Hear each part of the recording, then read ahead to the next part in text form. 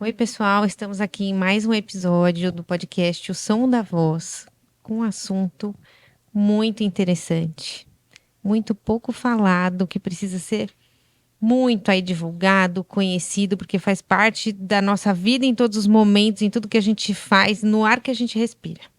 Hoje vamos falar sobre toxicologia.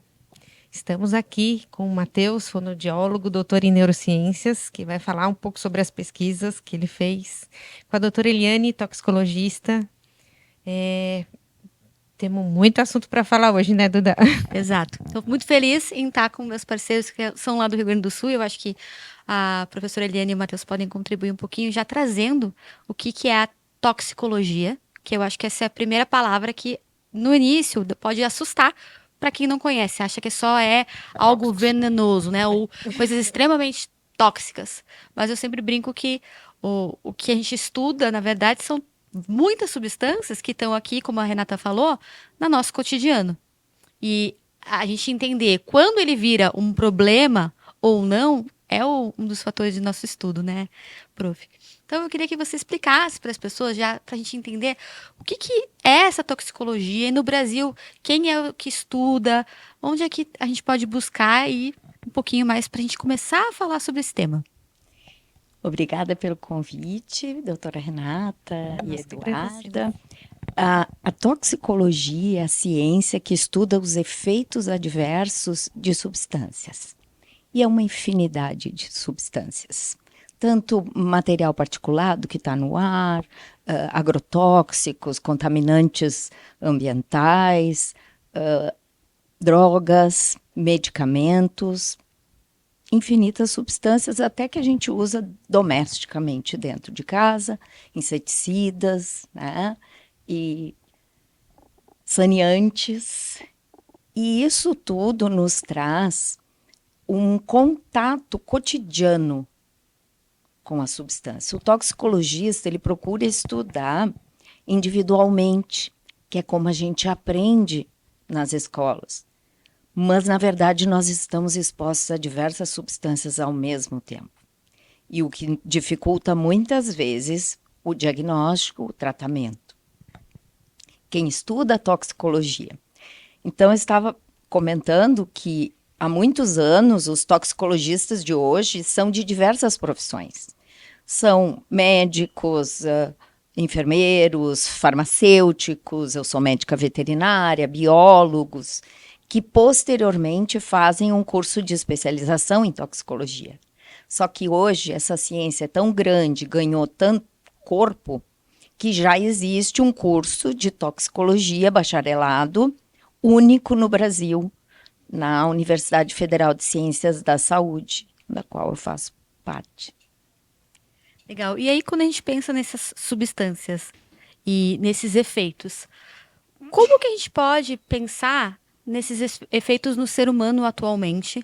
E o que difere a pesquisa do toxicologista para uma pesquisa na área da saúde? Por que seria tão difícil? Os vieses que eu sei que existem. Queria que você comentasse um pouco, né? Por que a gente fala dessa pesquisa básica, que muita gente, inclusive, às vezes fala, ai, mas é uma pesquisa básica, né? Por que ela é importante na nossa área? Então, eu vou começar contando um pouquinho da minha vivência. Eu trabalhei 8 anos no Centro de Informação Toxicológica, no Rio Grande do Sul. E ali a gente percebe a primeira dificuldade da toxicologia. É fácil, muitas vezes, diagnosticar casos de intoxicação aguda, mas os crônicos têm efeitos silenciosos, efeitos de desregulação endócrina, câncer, né? Efeitos sobre o sistema imune, que é muito difícil estabelecer o nexo causal. Foi aquela substância que eu me expus durante muitos anos que levou a isso. Quando a gente fala de agrotóxico, e hoje, infelizmente, né, eles estão em alta, a gente imagina que diferentes profissionais que lidam com agrotóxico estão em culturas diferentes, usando agrotóxicos diferentes, às vezes mais de um, ou às vezes se a cultura necessita só um. Então, é impossível eu correlacionar isso com um ensaio clínico randomizado de farmacologia, em que nós temos um grupo que tomou todo o mesmo medicamento na mesma dose. Então, a gente diz que tem um efeito que se deve aos agrotóxicos. E aí, por outro lado, os trabalhos são criticados, porque as causas são multifatoriais. Por exemplo, a audição pode ser o ruído do maquinário agrícola, a exposição aos solventes que veiculam os agrotóxicos. E aí a gente fica, né? Como que eu vou bater o martelo? Provar. Então, para isso, a gente usa modelo animal. Sim. Só que nós precisamos desenvolver modelos de pesquisa que possam usar e isolar cada um desses efeitos. E mimetizar bem próximo o que o ser humano estaria exposto, né? E aí a gente pensa, isso como a Prof. Eliane está falando, a gente vivencia isso na clínica, né, Rê? O paciente vem e aí ele usa vape, trabalha dentro de um instituto de cabeleireiro que tem outras substâncias também, que apesar de serem proibidas, a gente sabe que acontece e tem o uso, que também vai ser uma substância que vai impactar. Toma vinho. Toma um vinho, que também vai ter impacto. E outros fatores, né? Ainda toma uma medicação para Comportamentais. dormir. É. E, sei lá, né? É muita coisa. Não tem como realmente culpar, né? Falar, não, é isso que está causando ou não. Exato. Porque faz um blend de substâncias tóxicas aí, né? E muitas vezes o que eu vejo é a gente culpabilizar, por exemplo, o paciente que usa o vape. Vou olhar só pro vape. Mas ele usa o vape e ele é uma pessoa que trabalha com agrotóxico no meio rural. Será mesmo que é só? Não estou dizendo que o vape também é um fator que vai ter grandes efeitos danosos. Ele entra nos xenobióticos, né? Mas como, né, olhar só para essa substância? Como que a gente pode isolar, por exemplo, trazendo o que a gente vê na pesquisa para a clínica? De vocês dois, o que vocês acham? Aí o Matheus, como alguém que trabalha da pesquisa para a clínica, Má. Então, primeiro eu gostaria de agradecer o convite, doutor Renato, doutora Eduarda. Muito obrigado, é um prazer estar aqui, né, junto com a professora Eliane Delegrave, a nossa grande mestre e orientadora destes trabalhos. Eu acho que a pesquisa em modelo animal ela é muito fundamental na toxicologia, né, como a professora Eliane estava explicando.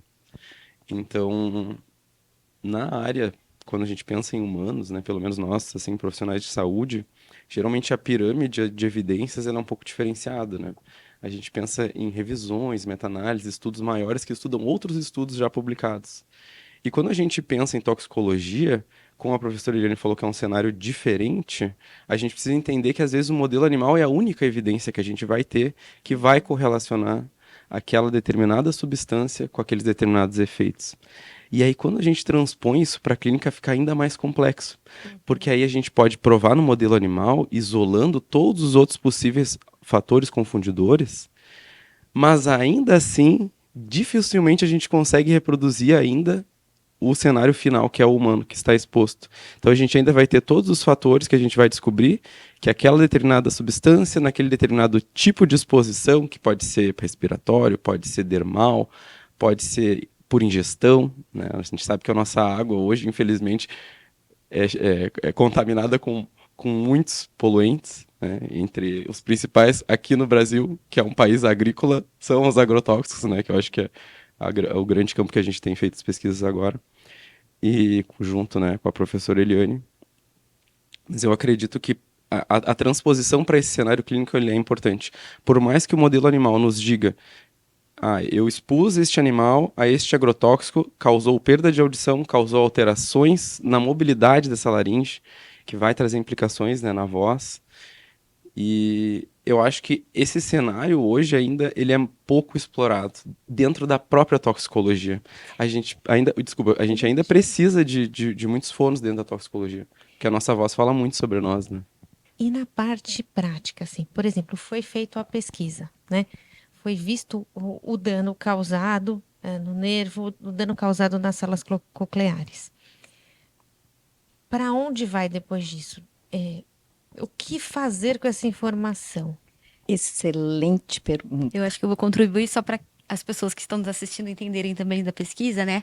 A Prof. Eliane, Matheus, eu fiz parte desse grupo de pesquisa, que a gente fez uma pesquisa com alguns tipos de agrotóxicos, né? Os mais usados no Brasil, e aí a gente vai ter, depois a gente pode colocar aqui no link embaixo do YouTube um pouquinho mais sobre isso, porque daria também um podcast só sobre os agrotóxicos mais usados no Brasil. Sim. mas basicamente foram 2 a 3 tipos, e a gente viu, por exemplo, na minha pesquisa, e o Matheus depois na iniciação científica entrou, 2 grandes efeitos que eu acho que são interessantes aqui. Um é a audição. Mesmo que a gente está falando de voz, quando a gente tem uma perda auditiva, isso vai impactar na voz. Sim. Essa é a primeira coisa. E essa substância, que é um agrotóxico muito usado no Brasil, ela teve uma alteração, teve um impacto nas células cocleares dos animais, né? E em estudo subcrônico, e a prof pode adentrar um pouquinho mais. No estudo, a gente não usou anestesia, a gente fez uma avaliação menos invasiva, isso tudo vai ter impacto no resultado, que a gente Sim. consegue se aproximar mais ao ser humano. O que a gente aí a gente acho que a gente precisa trazer? Gera dúvida. Isso quer dizer que a pessoa que está exposta vai ficar surda? Não tem como exatamente dizer que sim, mas a gente sabe que vai ter alterações. E aí o nosso objetivo primordial, pelo menos para mim, é deixar como recado que a gente precisa ter um acompanhamento desse fator de exposição. Então, você como otorrino, eu como fono, temos um paciente que ele se expõe a essa substância. Aqui a gente está falando de agrotóxico, mas isso vale para outras. E ele está exposto a essa substância, que exames eu devo pedir para fazer acompanhamento periódico? Sim. Será que só o sanguíneo, e aí acho que o prof pode adentrar, a gente viu que o sanguíneo não vai ser. Por quê? Porque no estudo não tinha nenhum dado sistêmico e já tinha auditivo. E aí o que acontece? Se eu pedir um exame de sangue, não vai dar nada. Mas no exame de uma autoemissão, por exemplo, ou com altas frequências, já Já vai consigo visualizar isso. E aí a gente vai adentro um pouquinho mais. Qual exame auditivo seria o melhor para esses casos? Que é o que a gente tem discutido na pesquisa com agrotóxicos. Nessa mesma pesquisa, daí foi um dos estudos que está publicado também, que é que o Matheus, maravilhosamente, retirou o nervo, o laringeu recorrente, para quem não sabe, é um dos principais nervos que inervam grande maioria dos músculos laríngeos, e teve achados, como a desmielinização da mielina desse nervo para esses ratos. O que será que isso... Inclusive, na época, eu lembro do artigo publicado e uma das questões do editor-chefe foi, tá, vocês acharam isso. Clinicamente, o que isso pode causar? E a gente não tinha nenhum estudo, né, Matheus? Para correlacionar clinicamente. O que a gente trouxe é estudos em outras estruturas e o que a gente pode imaginar que vai acontecer na laringe. Mas agrotóxicos, se a gente pesquisar no PubMed hoje, tem o nosso artigo e depois só exposição aguda relacionada à prega vocal. Isso é um problema. É um problema. Porque é um problema, né?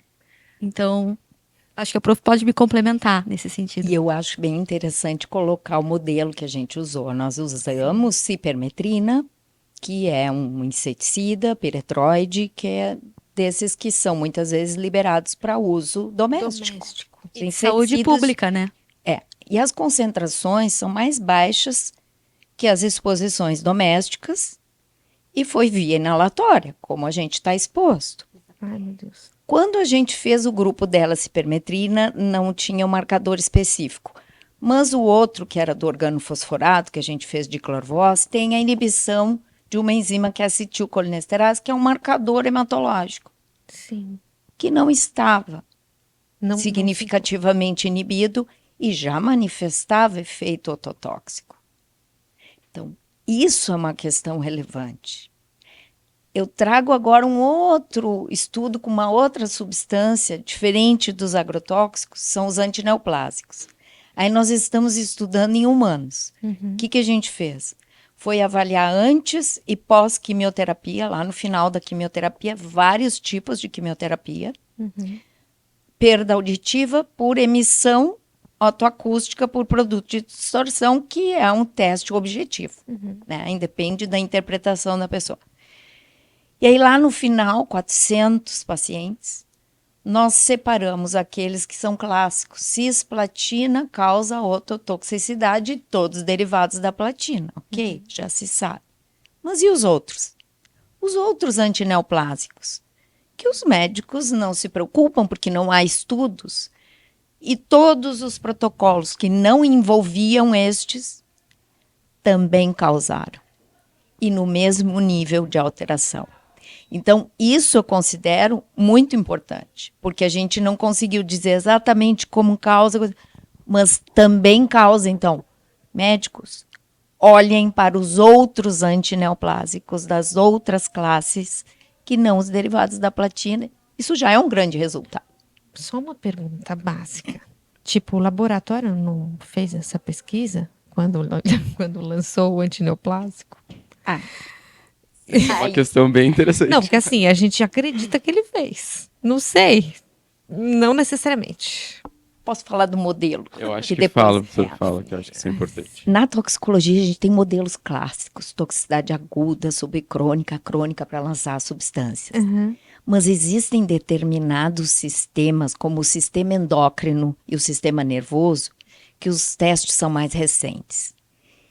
E, na minha modesta opinião, eles não avançam na totalidade do impacto daquele sistema sobre o organismo. Então, vou falar do sistema nervoso, que é o que impacta Sim. o que a gente está trazendo aqui.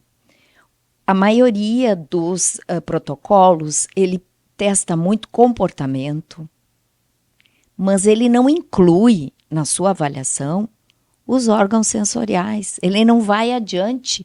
E isso que a gente está achando que é importante. O sistema nervoso não é uma parte, é o comando inteiro. É o comando É inteiro. o comando da nossa vida de relação. Qualidade de vida, né? E eles Imagina. estão todas as funções interligadas.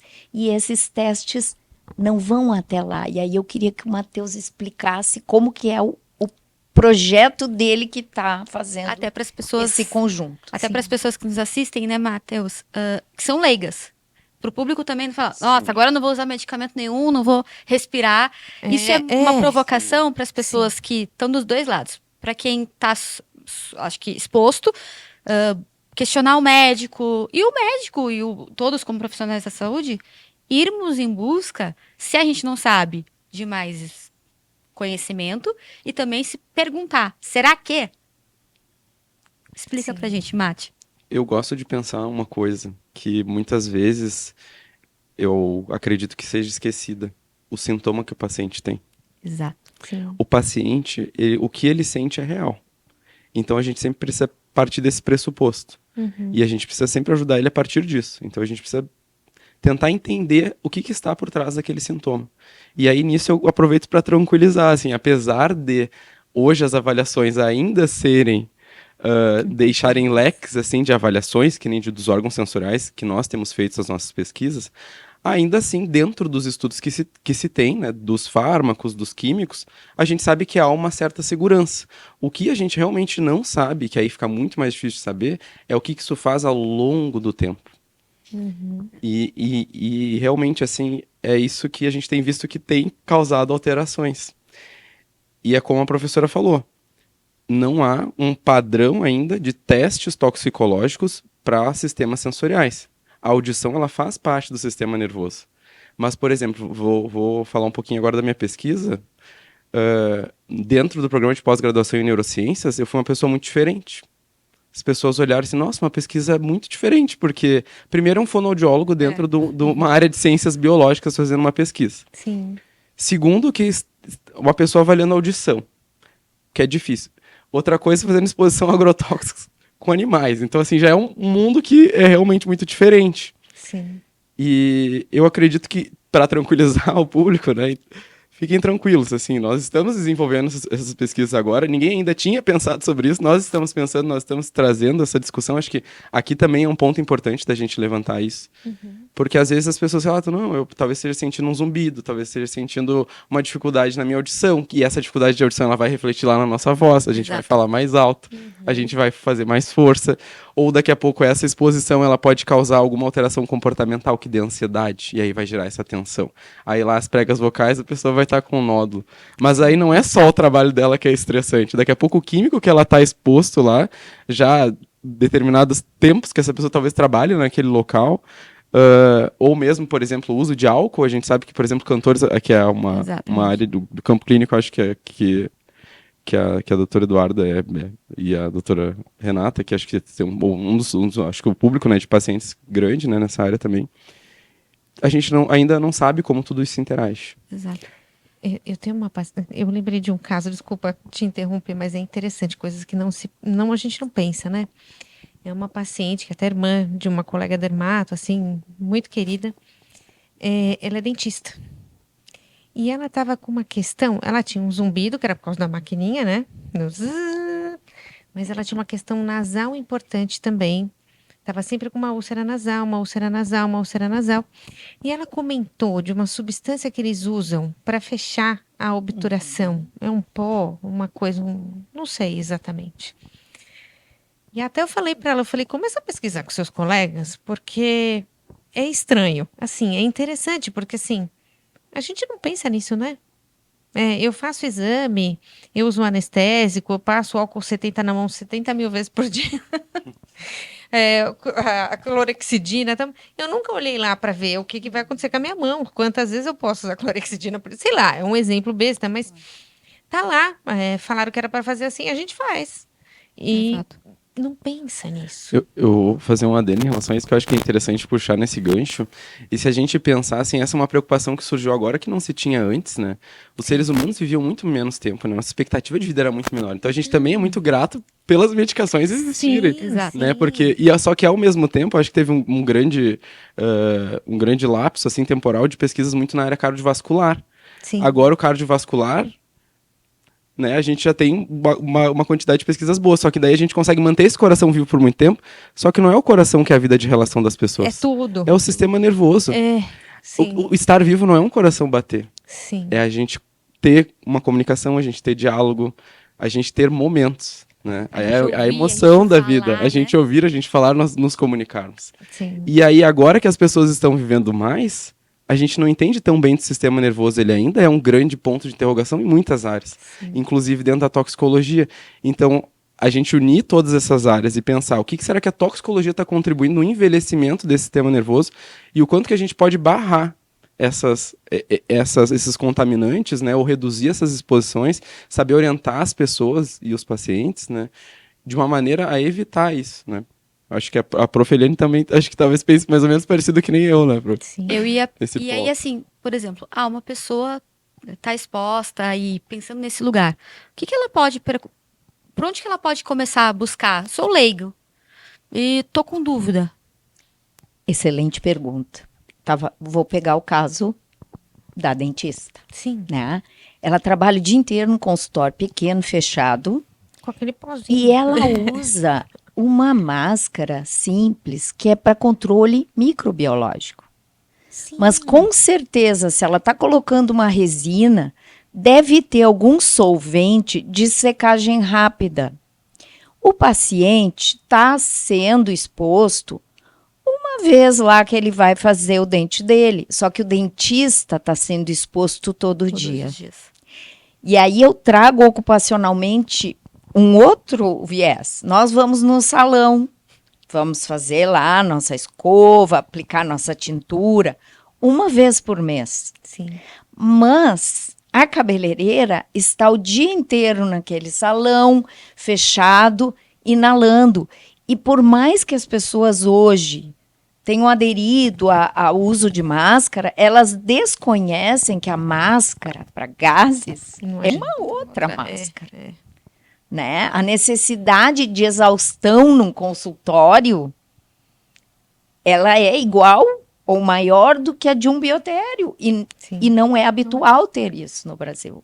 Sim. Então, acho que isso é importante. O outro aspecto que a Eduarda perguntou, como que essa dentista ou mesmo a médica que está atendendo a dentista pode obter informações? Centros de informação toxicológica. O Brasil, com muita alegria eu digo isso, é extremamente bem servido de centros de informação toxicológica. Seja em São Paulo, Rio Grande do Sul, no Brasil inteiro a gente tem.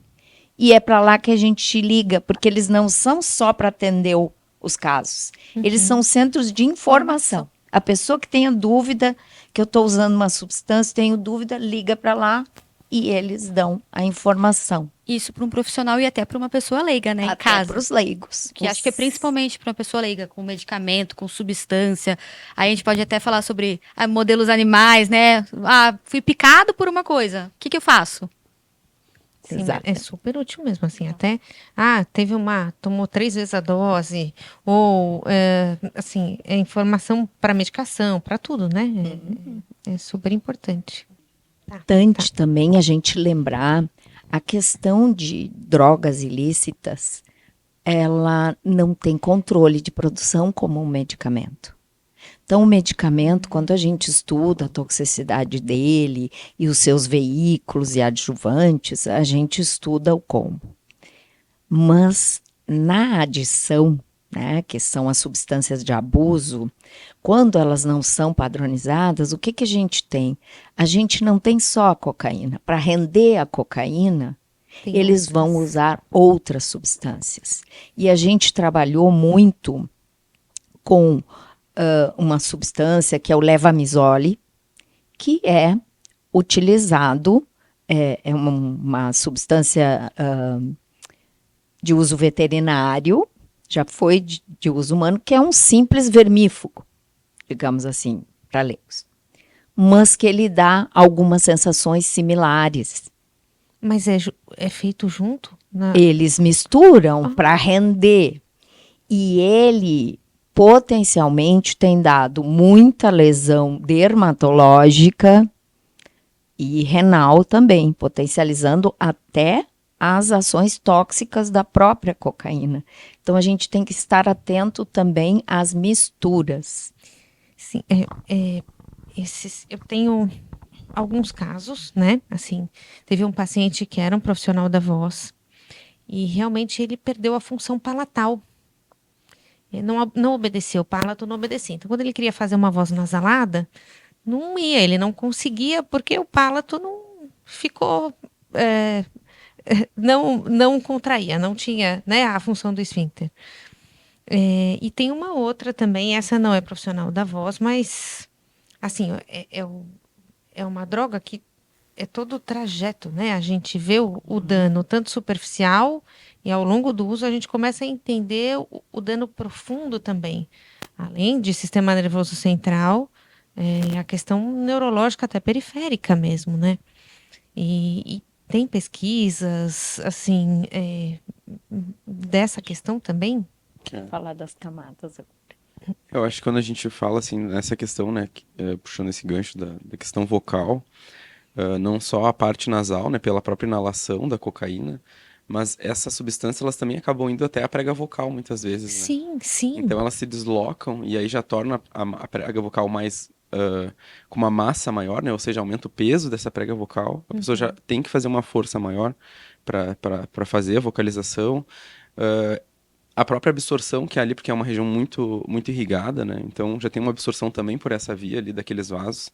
E aí já causa um dano na própria prega vocal, né? Se a gente pensar assim numa estrutura básica, né? Então tem esse ligamento, então uma estrutura mais rígida, mais dura microscopicamente, né? Com uma camada muscular, essa camada mais epitelial, mas obviamente ao longo do tempo isso vai se deteriorando com o uso dessas substâncias, né? Como a cocaína. E realmente essas alterações, elas, mesmo em exposições curtas, breves, elas causam danos que podem ser permanentes àquelas células. Definitivos, né? Definitivos. Sim, sim. Que pode vir no processo de cicatrização a fibrose. E aí a fibrose, ela faz cada vez mais com que perca a elasticidade. Sim. É um mundo de substâncias e coisas e tudo que pode influenciar, né? Eu falei dessa droga porque, assim, é algo que faz esse trajeto e, assim, todo mundo já sabe os danos terríveis, mas, assim, os danos locais que também, né, não se pensam aí. Mas, assim, pensando em falar para o público leigo, né? É o que a gente estava falando dos medos, né? Gente, pensei, eu lá, minha casa tem muito pernilongo, eu tô cheia de inseticida pela casa, eu já tô querendo jogar tudo fora, a maçã tem que descascar, isso que eu... Assim, vocês que vivem isso, né? Onde a gente tem que estar? Assim, tomar cuidado com o que é real, o que não é. Posso usar o inseticida em casa uma vez a cada 2 meses quando tem muito pernilongo? O que fazer? Que cuidados tomar? A questão da água, por exemplo, né? como vocês direcionariam, por exemplo, na casa da senhora, na sua casa, né? O que vocês não fazem de jeito nenhum? Para que caminho a gente tem que ir? Eu acho que a primeira coisa é tranquilizar. Eu costumo lecionar também toxicologia de alimentos. Sim. E é uma disciplina que chama atenção a várias pessoas. Eu tive até um episódio engraçado. Durante a pandemia, a gente dava aula online e uma certa aula, uma aluna perguntou, meu pai pode te fazer uma pergunta? Eu disse, como assim, né? Porque eles ficavam com a câmera fechada. Aí, quando eu percebi, a família inteira, porque Tava vendo a realmente aula. todo mundo se alimenta e se interessa por Sim. esse assunto. E aí eles perguntam para mim, professora, mas tem tudo isso, pode ter tudo isso na água, pode ter micotoxina nos grãos, e pode ter isso, e pode ter agrotóxico nas... O que a senhora come? Né? Que é a pergunta. Então, porque a gente pensa nisso, né? A gente que fala de voz, então a gente vai tomar os cuidados para não... Mas no caso de vocês que estão mexendo com essa questão, o que... Nossa, isso aí eu não vou nem chegar perto. Como a gente tem diferentes substâncias, vão Sim. causar efeitos em áreas diferentes. Sim. E aí a gente tem diferentes sistemas que vão biotransformar para eliminar essas substâncias do organismo. Se a gente variar, eu vou variar a origem da água que eu tomo, é uma água mineral, uma água filtrada, com certeza pode vir algum contaminante químico que não está dentro do padrão de potabilidade, mas não é sempre o mesmo. Então eu estou evitando, fugindo da toxicidade crônica. É variando? Variando Gente, é uma das formas. A gente pensa que é o contrário, né? A outra questão vou descascar, mas é interessante descascar as frutas por várias questões, até de contaminação microbiológica. Mas eles perguntam muito, com que substância eu lavo para eliminar os agrotóxicos? Eu penso nisso, eu falo, será que eu não estou pondo mais uma substância? Meu Deus, vou tirar ali a giardia, mas estou tomando um cloro. Hoje em dia, eles são muitos de uso sistêmico. Então, ele vai estar dentro. Mas, se o uso foi correto e a gente vai colher no período certo, ele vai estar numa concentração aceitável como alimento. Sim. Mas o ideal é sempre a gente se alimentar de frutas diferentes, de verduras diferentes, da época, porque aí não é difícil produzi-la, né? Ela naturalmente está ali na época, ela exige menos agrotóxico. Então, são pequenas medidas. Quando a gente pensa de substâncias, por exemplo, no ar, inseticida e tal, um cuidado que a gente tem que ter com as substâncias inalatórias é alternar, não ficar usando sempre, todos os dias, a mesma substância e ventilar os ambientes. Eu acho que a pandemia nos trouxe esse hábito que é excelente em toxicologia. Porque eu vou trazer mais do que o inseticida, me preocupa os clorados.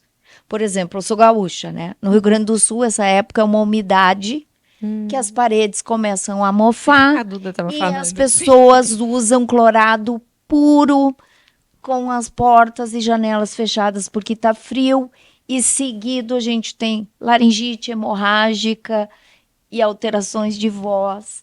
Então, a gente precisa aprender que substâncias inaladas precisam estar em ambientes ventilados e não fechados. Então, acho que tu pode dar mais aí.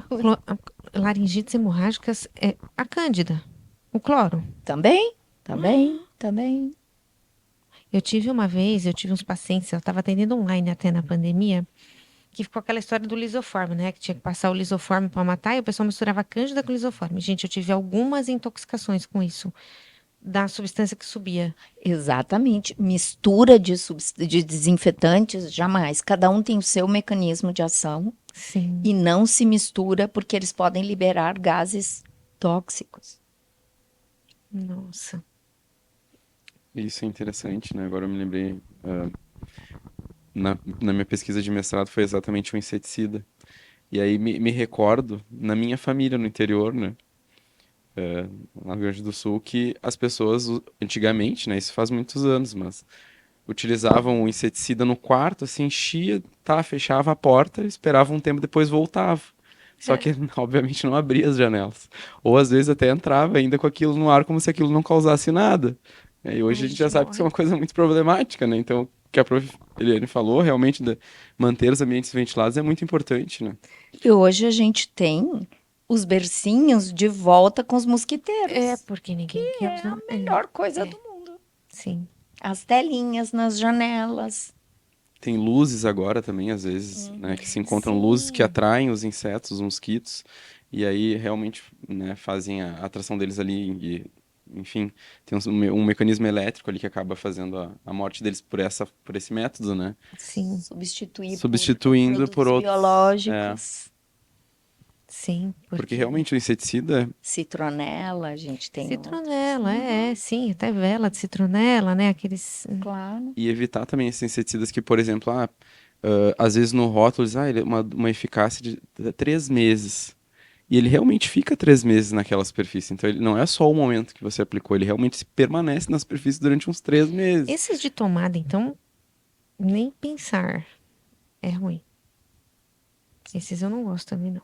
É melhor evitar. Apesar de que eles evoluíram, né? Porque muitos eles estão fazendo a base de água, então eles já deram um grande passo que é a redução dos gases propelentes, Sim. que também tem sua toxicidade. Toxicidade. Sim. Tem uma questão da toxicidade que eu gostaria de dizer para onde está caminhando. Sim. Porque às vezes a gente fica pensando em toxicologia, parece que a pessoa entra em parafuso, né? Tudo pode ser sim. tóxico. E como que a gente estuda o conjunto? Hoje, nós estamos evoluindo tanto com grandes bancos de dados que foram produzidos com estudos com humanos, relatos de caso, né? Em toxicologia não se faz estudos com Sim, sim. e com modelos animais e outros modelos in vitro, em células, eles têm os grandes bancos de dados e nós estamos rastreando muita coisa em sílico. Em sílico é os modelos matemáticos que a gente pode prever qual que poderia ser a ligação dessa nova substância baseada em fórmula, estrutura molecular similar a outras. E estas simulações estão aumentando para a gente conseguir simular o conjunto das substâncias quando a gente tem os seus efeitos isolados. Então, a toxicologia também está caminhando para essa toxicologia em sílico poder nos responder sem que a gente tenha que estudar todos os conjuntos possíveis, Ou esperar os efeitos, né? aparecerem para depois ir atrás. Mas é interessante e é surpreendente mesmo a evolução que está tendo, né? Assim, de um tempo para cá tá tudo indo muito rápido e graças a Deus. E é o que a gente estava falando. A gente tem uma expectativa de vida muito maior, tem coisas que a gente consegue notar agora, porque a gente tem mais pessoas com 95 anos e a gente consegue entender efeitos de coisas que não entenderíamos em outra época, porque não deu tempo de ver, né? E é surpreendente. Gente, daria para ficar uns 4 meses aqui falando. Eu já ia perguntar até do desodorante, mas tudo bem, deixa uma próxima. Eu queria agradecer. Queria contar que a Duda teve que sair correndo para um atendimento fonoaudiológico. Mas queria agradecê-los muito. Assim, acho que tem muita informação para a gente trocar ainda. Vamos tentar manter isso à distância que seja. É muito interessante mesmo. Eu acho que a população é importante conhecer, saber isso que está usando. Às vezes a gente vai muito no automático mesmo. Às vezes tem coisas que são desnecessárias. Para que eu preciso pôr um spray de cheirinho de ambiente? Gente, não precisa. Tá tudo bem. Tem coisas que são desnecessárias e que a gente pode, né, manter. Medicações, estar sempre de olho, tomar esse cuidado. Eu amei as dicas da alternância, né, das frutas, dos alimentos, né, comer o que está mais na época e não o diferente comer, né, o caqui no inverno, sei lá, não sei quando que dá caqui, mas sei lá. É importante isso, a gente não sabe, né, e são informações extremamente preciosas. Eu queria agradecer muito, muito, muito, muito a disponibilidade. Vocês terem vindo até aqui, chegaram do aeroporto direto. Nossa, é uma honra. Muito obrigada. se a senhora tiver um Instagram para divulgar uma página para as pessoas e até realmente essa questão educacional, né? Eu tô com uma dúvida, é o Ceatox, né? É, essas pesquisas, a gente consegue encontrar esses estudos, são divulgados? Como que é? Sim, nós Sim. temos o Instagram do laboratório, que é @lapetox. E também temos as publicações, aí já são mais internacionais, dirigidas, né, para é só consultar o currículo Lattes. Aí Sim. aparecem todas as publicações do grupo. Que E legal. no Instagram, aí sim a gente faz mais a divulgação científica para a população em geral. Sim, muito bom. O seu Instagram é esse mesmo. Geralmente a gente divulga as pesquisas do grupo pelo, pelo nosso @lapetox. Sim, É, sim. podemos depois disponibilizar para que fique na gravação também. Tem o meu pessoal, às vezes eu posto alguma coisa de pesquisa, mas não é um perfil profissional ainda. Sim, sim. Então a gente divulga mais realmente pelo grupo do Lapetox. Queria agradecer mais uma vez. Se quiserem deixar mais um recado, alguma. Eu adorei o convite, a Sim, oportunidade da gente estar aqui falando sobre toxicologia, que é sim. assim, é a nossa ciência, né? É a nossa escolha. E eu gostaria de convidar a todos os ouvintes que prestassem mais atenção no seu dia a dia, busquem informações sobre as substâncias, né? Sim, Porque isso é a nossa saúde, sim, né? Não é parar de usar, mas usar adequadamente, usar com responsabilidade, sim, com consciência, né? Sim, consciência, sim. exatamente. Eu acho que, puxando esse gancho final agora, então, sempre pensar no uso dos equipamentos de proteção individual. Eu acho Sim, que essa é uma forma de prevenção mesmo, de intoxicações a longo prazo, mesmo que seja o pouquinho tempo que eu vou ali e de repente vou fazer uma limpeza no banheiro em alguma área específica e vou usar algum produto, cloro, que seja. ninguém Então usa. ventila, abre esse ambiente. Então, assim, realmente ter esse cuidado com esses agentes. Porque isso pode não ser um problema a curto prazo, mas essa exposição ao longo do tempo, sim, pode influenciar, né, na nossa saúde, principalmente do nosso cérebro, que ele é tão Sim, importante. nossa, sim. Muito obrigada mais uma Muito vez. obrigado pelo convite.